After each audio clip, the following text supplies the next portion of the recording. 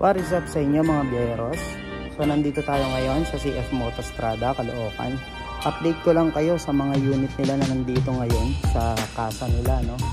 So maraming bagong dating dito na 450 SRS, 450 NK, 450 SR, CLC 450. Para malaman nyo kung gaano karami yung mga unit nila na available ngayon. Bali, ito yung mga 450 SRS nila. So nakikita nyo, ganyan karami ang unit nila ngayon dito.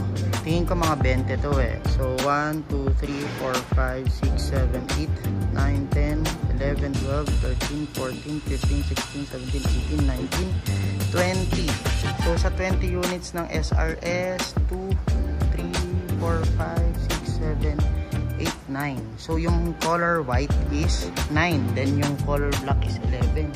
So 20, 21, 22,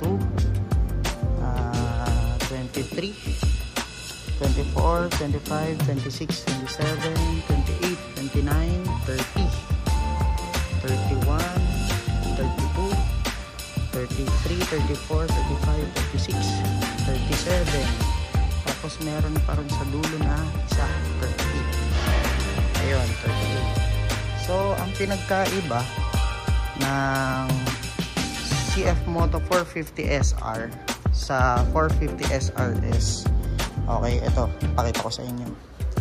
Ito ngayon yung unit natin na CF Moto 450 SR. So naglabas sila ng panibagong kulay. Ito yung parang medyo subtle lang yung pagka-red niya. Ito yung color black.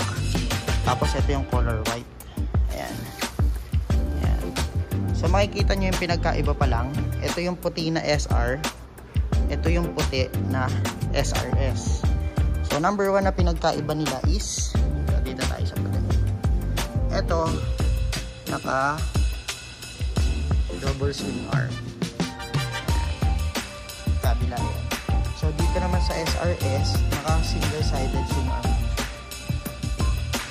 And then bukod sa single sided swing arm, napapansin nyo, naka underbelly na yung plate niya. Tulad dito sa 450 SR, ayan pa yung itsura ng tambusin. Okay. So regarding sa pricing, hindi pa ako masyadong updated regarding dito. Pero kagandahan nito, kung kukuha kayo ng bagong SR, makukuha nyo yung bagong kulay niya. So dalawang kulay yung meron dito, isang black tsaka isang white. So pagdating naman sa SRS, ilang kulay, katulad na nabanggit ko kanina dahil marami silang unit. 18 units para sa white and then 19 units para sa black. Tapos isang color blue, meron yung blue. Ayan. So yung color black ng SRS, ang ganda kasi matte black yung dating niya. Ayan. O diba? So mas maganda yung pagka-black nito kaysa dun sa naunang 450 SR. Tapos yung tanks niya ang masculine yung dating. Alright, yun yung para sa color black natin. So kung titignan mo naman yung color white, glossy white. Pero maganda rin tong kulay puti kasi kung hindi ka sa clean look, yan ang itsura ng white. Maganda kasi marami kang pagpipilian. Then yung kulay blue, medyo hindi tayo makapasok. Ayan ang itsura niya, color blue. SRS din yan. So far, hindi lang 450 SR, SRS yung mga bagong units na meron dito o yung mga stock na meron sila. Katulad dito, katulad ng motor natin, meron din sila rito 450 NK. 1, 2, 3, 4, 5. Ang kulay nito is yung parang metallic gray. So may 5 unit dito ng 450 NK. Ayan. Ito tayo sa likod. So meron pa rito sa bandang likod. Sobrang dami talaga ng stocks nila ngayon. Ayan. Okay. 5, 6, 7, 8, 9. So 9 unit para sa 450 NK. Pero yung gray nila is 8. Tapos merong katulad nitong sa atin na color cyan. Ito, nag-iisa lang to. Ayan.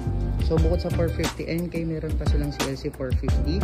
1, 2, 3, 4, 5, 6, 7, 8, 9, 10, 11, 12, 13, 14, 15, 16, 17, 18, 19, 20, 21, 22, 23, 24, 25, 26, 27, 28, 29, 30, 31.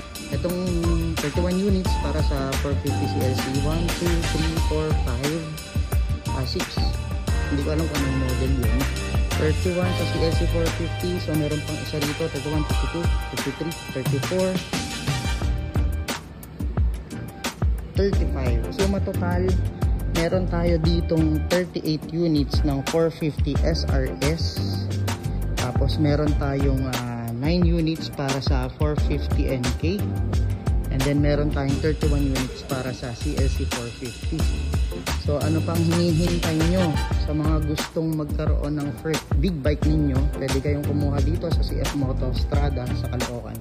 So marami kayong pagpipilian from CLC 450 to 450 SRS, 450 SR, tsaka 450